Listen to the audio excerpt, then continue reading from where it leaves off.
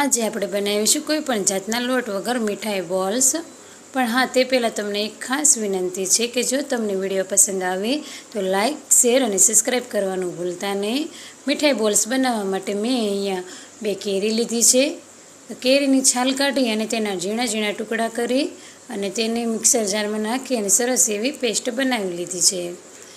અને તે પેસ્ટની અંદર 2 કપ જેટલો મિલ્ક પાવડર, 1 કપ જેટલી ખાંડ તે સરસ રીતે મિક્સ કરેલી પેસ્ટને આપણે એક કઢાઈમાં ઉમેરી દઈશું અને ગેસ ચાલુ કરી આ કઢાઈને આપણે ગેસ ઉપર રાખી દઈશું અને ગેસને આપણે ફૂલ કરી નાખવાનો છે અને તાવીથાની મદદથી થોડી વારે હલાવતા જઈશું અને સરસ એવું ઘટ્ટ મિશ્રણ આપણે તૈયાર કરવાનું છે। આવી રીતના ઘટ્ટ થઈ જાય ને એટલે આપણે ગેસ બંધ કરી દઈશું અને આ કઢાઈને આપણે નીચે ઉતારી લઈશું અને થોડી વાર હલાવી થોડું ઊમથું ઠંડુ થાય ને પછી આપણે તેમાં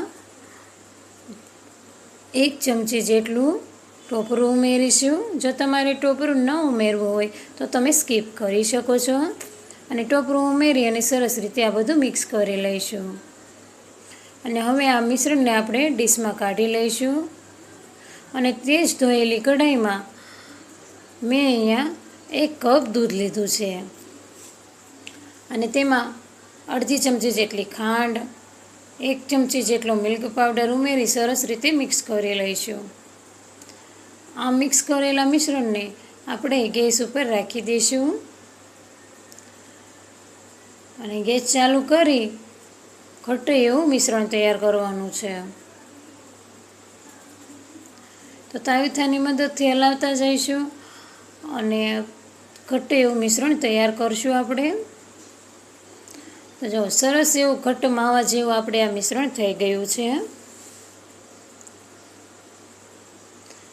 તો હવે આપણે તેમાં 1 ચમચી જેટલું ટોપરું ઉમેરી દઈશું અને તેને પણ સરસ રીતે મિક્સ કરી લઈશું। તો હવે આપણે આ જે કેરીનો માવો બનાવ્યો તો તે સરસ રીતે ઠંડો થઈ ગયો છે। તો તેમાંથી આપણે એક લુવો લઈશું અને ઘીવાળો હાથ કરી અને આ લુવાને સરસ રીતે ગોળ વાળી અને દબાવી દઈશું અને તેમાં આપણે જે આ દૂધવાળો જે માવો બનાવ્યો હતો મિલ્ક પાવડર નાખીને તેની ગોળી મૂકી દઈશું અને સરસ રીતે ગોળ લુવો વાળી લઈશું।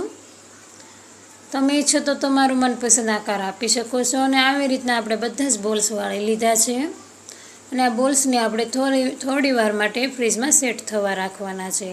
પછી મેં અહીંયા પિસ્તાથી ગાર્નિશ કરી લીધા છે અને ખૂબ ટેસ્ટી એવા બોલ્સ બનીને તૈયાર થયા છે। તો આ બોલ્સને આપણે સર્વ કરીશું। પણ હા, જો તમને વિડીયો પસંદ આવે તો લાઇક, શેર અને સબસ્ક્રાઈબ કરવાનું ભૂલતા નહીં। તો મળીએ હવે નેક્સ્ટ વિડીયોમાં, ત્યાં સુધી આવજો।